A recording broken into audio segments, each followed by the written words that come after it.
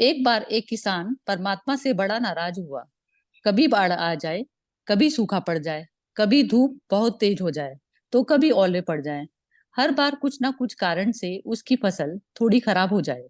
एक दिन बड़ा तंग आकर उसने परमात्मा से कहा, देखिए प्रभु, आप परमात्मा हैं, लेकिन लगता है आपको खेती बाड़ी की कुछ जानकारी नहीं है। एक प्रार्थना है कि एक साल मुझे मौका दीजिए, जैसा मैं चाहूं वैसा मौसम हो, फिर आप देखना मैं कैसे अन्न के भंडार भर दूंगा।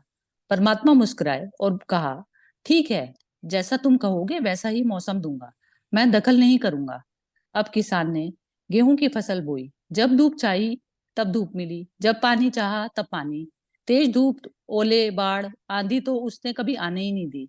समय के साथ फसल बढ़ी, किसान की खुशी भी, क्योंकि ऐसी फसल तो आज तक नहीं हुई थी। किसान ने मन ही मन सोचा, अब पता लगेगा परमात्मा को कि फसल कैसे करते हैं।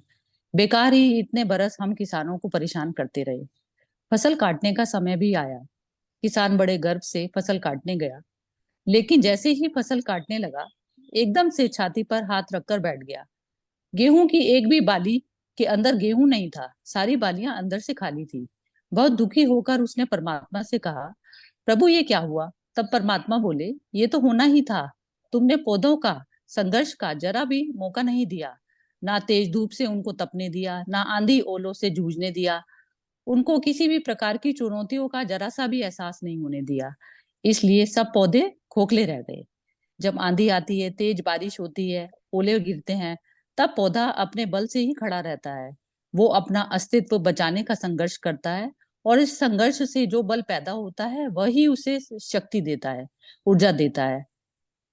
सोने को भी कुंदन बनाने के लिए आग में तपने, हथौड़ी से पीटने, गलने जैसी चुनौतियों से गुजरना पड़ता है। तभी उसकी स्वर्णिम आभा उभरती है, उसे अनमोल बनाती है। इसी तरह जिंदगी में अगर संघर्ष ना हो, चुनौती ना हो, तो आदमी खोखला ही रह जाता है। उसके अंदर कोई गुण नहीं आ पाता। ये चुनौतियां ही हैं जो आदमी को तलवार रूपी धार देती हैं, उसे सशक्त और प्रखर बनाती हैं। अगर प्रतिभाशाली बनना है, तो चुनौतियों से तो स्वीकार करनी ही पड़ेंगी, अन्यथा हम खोखले ही रह जाएंगे। अगर जिंदगी में प्रखर बनना है, प्रतिभाशाली बनना है, तो संघर्ष और चुनौतियों का सामना तो करना ही पड़ेगा।